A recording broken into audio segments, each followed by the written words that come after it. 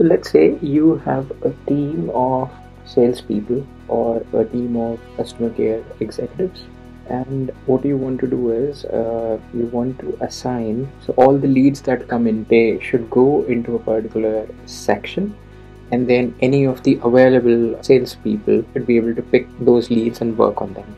Similarly, in the case of customer care executives, there could be a new case which is coming up, and one of the available customer care executives can pick that up. So what Salesforce functionality helps us do that is called queues.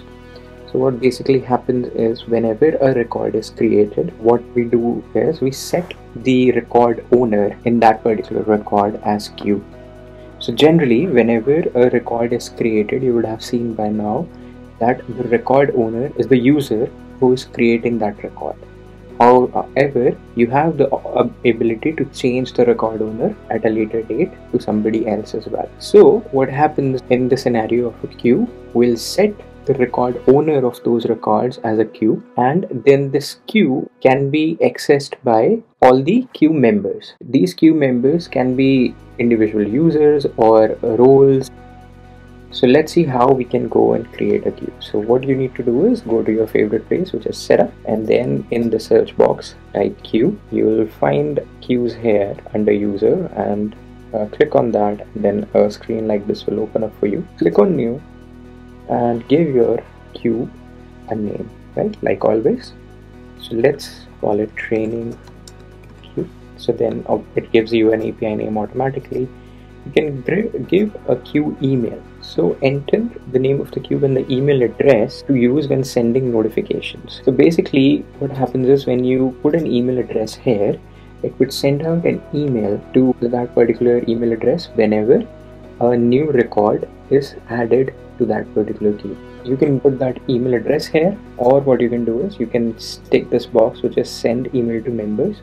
So in that way, all of the members added here would get an email whenever a record is added to the queue. If you don't do this, the users will not get an email. So then the next thing which we need to select is, so which particular objects this queue is available for. When we select the object here, so only a record of those objects can be moved into this queue, and not all the records can be moved into this queue. So let's say in this case we would say lead. You can also have multiple objects here as well, so you can do lead in case both, but we'll just do lead for now. And then like we saw, public groups, roles and subordinates and users.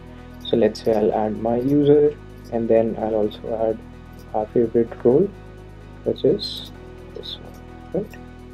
And so we have a queue available.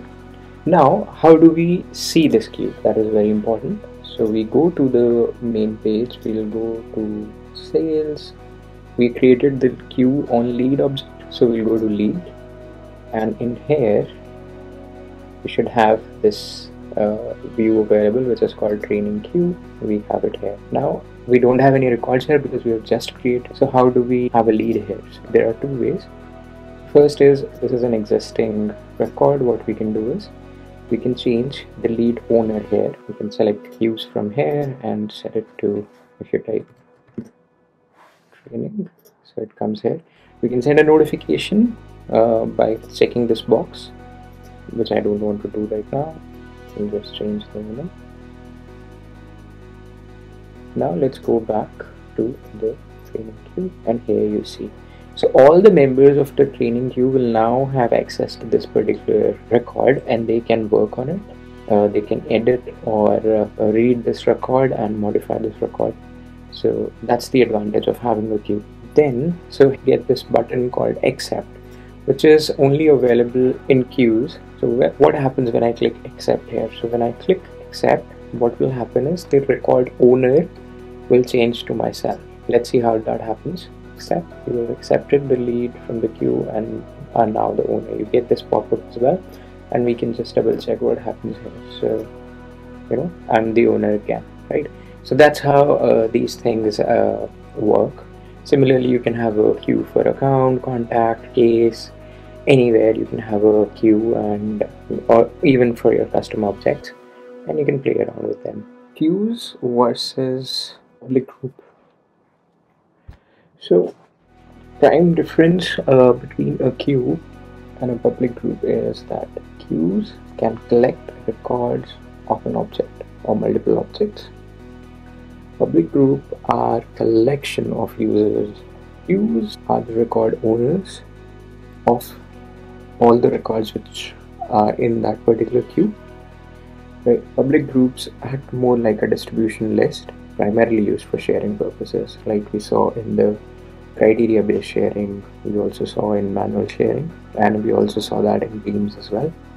Whereas queue is the prime purpose is to grant access to the queue members so that they can work on those records, right? And then we saw that how queue members can accept those records and start working on that. So these are the prime differences between the two. Be very mindful of what you want to use in your functionality and how you can use it. If you have any questions, you can join the QA session, which happens every Friday. And please drop in your comments, feedback, and any questions in the comment section, and I'll get back to you.